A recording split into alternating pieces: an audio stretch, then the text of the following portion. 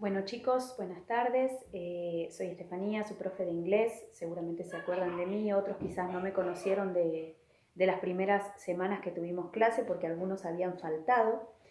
El propósito de esta clase es enviarles grabada la explicación de el verbo to be en pasado simple, porque es lo primero con lo que vamos a empezar a trabajar en esta semana que va del 13 al 17, a propósito de que después tenemos que seguir desarrollando ese tema un poco más en profundidad.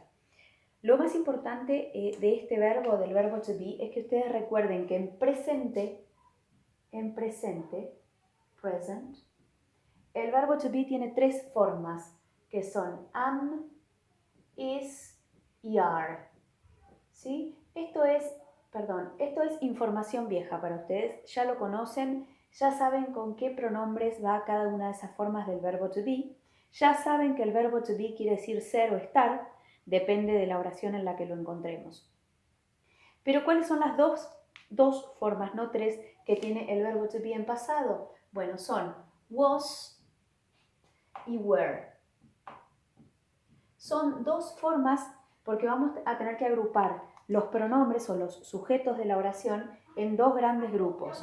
Por un lado vamos a tener el I, el he, el she y el it, que van a ir con was, y por el otro lado el you, el we y el they, que van a ir con were.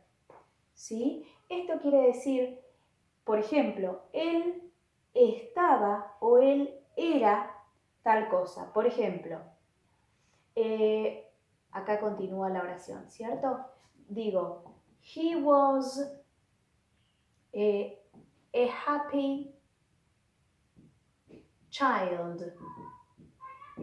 Él era un niño feliz.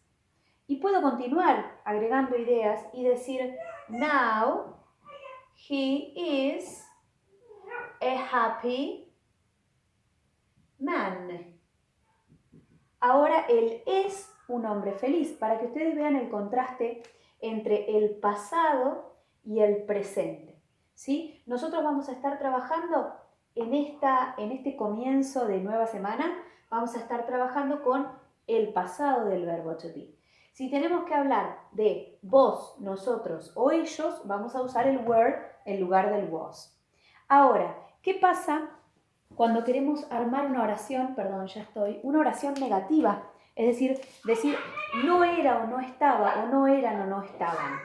En ese caso, lo que vamos a hacer es agregar, si queremos armar una negación, a todo esto le vamos a agregar el not, ¿sí? Y después va a continuar la oración. Teniendo en cuenta que hay una forma corta de was not, que es wasn't, ¿sí? Y hay una forma corta de were not, que es weren't. ¿De acuerdo? Y que quieran decir lo mismo. Wasn't es lo mismo que was not, weren't es lo mismo que were not. ¿Sí, chicos? Para armar una pregunta y responderla, lo que vamos a hacer es, en el caso, de la estructura interrogativa, vamos a pasar para delante de todo en la oración el were y el was. Y después va a venir el resto, que serán los pronombres, ¿sí? Pronoun, o el sujeto de la oración, más lo que venga después. Y cierro pregunta. Entonces, por ejemplo, yo voy a decir,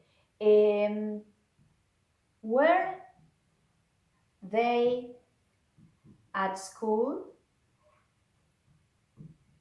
¿Estaban ellos en la escuela?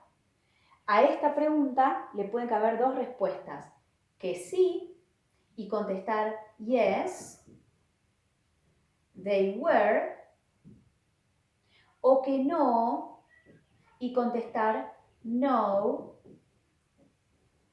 they weren't.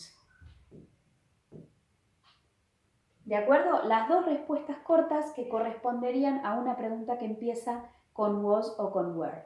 ¿Sí? Ahora continúo con la otra parte.